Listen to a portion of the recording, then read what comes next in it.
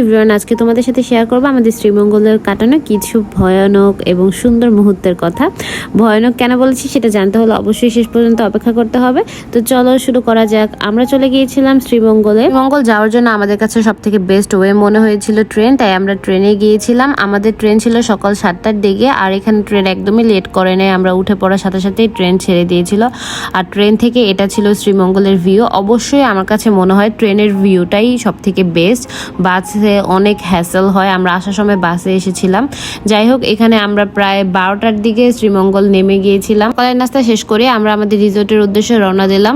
আমাদের রিসোর্টটা খানিকটা ভিতরেই ছিল, তাই যেতে বেশ সময় লেগেছিল। রিসোর্ট থেকে আমাদের যাওয়া আসা কমপ্লিমেন্টারি ছিল, আর আমরা আমাদের থাকার জন্য চুজ করেছিলাম ব্যাকইয়ার্ড রিট্রিট রিসোর্ট। ওদের রিসোর্টটা খুবই সুন্দর ছিল। আমরা ওখানে 2 নাইট স্টে করেছিলাম। সবকিছু ওয়েল ডেকোরেটেড ছিল, বাট আমার কাছে মনে হয়েছিল ওদের স্টাফরা খুবই স্লো।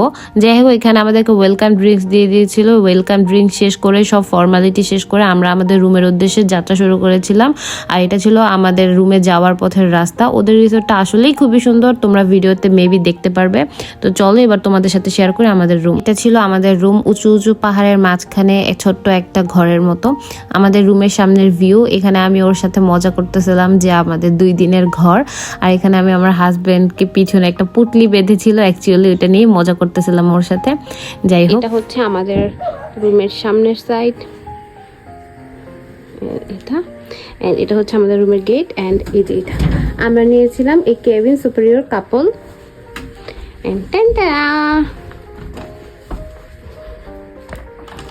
এই যে এখানে আমি আর আমার হাজব্যান্ড। এটা হচ্ছে ওদের বেড। আমি দেখাচ্ছি ওয়াশরুমটা। এখানে আরেকটা ছোট ইয়ে আছে, এটা ওদের ওয়াশরুম। ওদের শাওয়ার রুমটা আলাদা, এটা একটু বেসিকই। আর এটা হচ্ছে বাকিটা। এরপর আমরা ফ্রেশ হয়ে রেডি হয়ে বের হয়ে গেছিলাম কিছু পিকচার তোলার জন্য, যেহেতু তখন আর বাইরে যাওয়ার মতো সময় ছিল না। আমাদের রিসোর্টের চেক ইন টাইম ছিল 2টার দিকে। তো সব ফর্মালিটিস কমপ্লিট করে আমাদের রেডি হতে হতে প্রায় অনেক সময় লেগে গিয়েছিল। তখন প্রায় বিকাল 4টা-5টা বেজে গিয়েছিল, তাই আমরা আর বাইরে যাইনি। রিসোর্টই সেদিন থাকার জন্য সিদ্ধান্ত নিলাম। এরপর আমরা বসে বসে একটু রিসোর্টের সৌন্দর্যটা উপভোগ করতেছিলাম, আর অ্যাকচুয়ালি যে যার মতো ছবি পিকচার নিচ্ছিল, যেহেতু প্রায় সন্ধ্যা হয়ে যাচ্ছিল। এখানে আমার জামাই যে তার অ্যাক্সিডেন্ট করে পাকে ভেঙেছে, এখন খুঁড়িয়ে খুঁড়িয়ে হাঁটছে। কই না, ঢং করো না, সে কিন্তু ঢং এক্সপার্ট। আমরা রিসোর্টটা ঘুরে ঘুরে দেখতে দেখতে প্রায় সন্ধ্যা হয়ে গিয়েছিল, আর যেহেতু আমরা দুপুরে খাবার খাওয়ার মতো সময় পাইনি, তাই সন্ধ্যার দিকে আমরা চলে গিয়েছিলাম পানশিতে রাতের খাবার খাওয়ার জন্য। বাট ওদের স্টাফদের ব্যবহার খুবই খারাপ ছিল, যেটাই আমরা বলতেছিলাম ওরা বলতেছিল এটা নাই, ওইটা নাই, সেটা নাই। এরপর আমরা ওখান থেকে বের হয়ে চলে আসলাম খেতে, কিন্তু তারপর সেখানে না খেয়ে চলে আসলাম।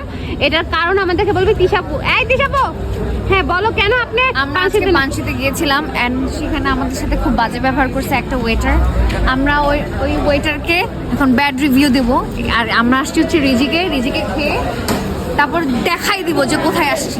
এরপর আমরা পাশে থেকে বেরিয়ে চলে আসছিলাম রিজিকে, আর রিজিকে ট্রাই করেছিলাম ওদের সাতকরা গরুর মাংস ভর্তা, বোয়াল মাছ সহ আরো নানা কিছু। শেষে আমরা ডেজার্টের আইটেম ওদের ফালুদা খেয়ে চলে আসলাম। এখন চলো তোমাদের সাথে মেইন ঘটনাটা শেয়ার করি, যেটা হচ্ছে আমরা অনেক ভৌতিক মুহূর্তের সাক্ষী হয়েছি। তো তোমরা সবাই জানো যারা শ্রীমঙ্গল গেছো, যে ওখানে বেশিরভাগ মানুষই হিন্দু, এবং ওখানে প্রায় অনেক পরিমাণে শ্মশান ছিল, এবং আমাদের রুমগুলো পাহাড়ের মাঝখানে ছিল। বেসিক্যালি আমাদের সাথে কিছু হয় না, আমাদের রুমটা ছিল একদম মাঝখানে। বাট ঘটনাটা ঘটছে আমাদের ফ্রেন্ডদের রুমে, আর ওদের রুমটা ছিল হচ্ছে পাহাড়ের একদম উঁচুতে, একবারে সাইডের রুম। আমার ফ্রেন্ড দেখতেছিল যে ওদের ওয়াশরুমের দরজাটা লাগানো, অ্যাকচুয়ালি এটা ওরা লাগায়নি, ওইটা খুব শক্তভাবে লাগানো ছিল। তো আমরা প্রথমে এটাকে বেশি একটা মানে সত্যি বলে মনে করি নাই, ভাবছি এটা হয়তো বা ভুলবশত। বাট আমাদের পাশের টেবিলে যখন আমরা এটা নিয়ে গল্প করতেছিলাম, পাশের টেবিলের একটা আন্টি, উনিও বলতেছিল যে ওনাদের সাথে এরকম হয়েছে। ইনফ্যাক্ট ওনারা শুয়েছিল এবং ওনাদের কাছে মনে হয়েছে ওনাদের ওয়াশরুমে কেউ গোসল করতেছিল, এবং প্রায় অনেক রকমই এরকম কথাবার্তা হয়েছে যে ওরা অনেক কিছু দেখছে এবং ওদেরাও এরকম ফিল করছে যে না, এটা কিছুটা স্বাভাবিক না। তো যাই হোক, আর কি ছোটখাটো আর অনেক জিনিস আমরা ফিল করছি, তো কি করা। এরপর আমরা সবাই মিলে আনন্দ করতেছিলাম। Children of our own, we are just kissing for love. সিয়াম, তুই মিস করতেছস? তোরা কিন্তু ডান্স করতেছে।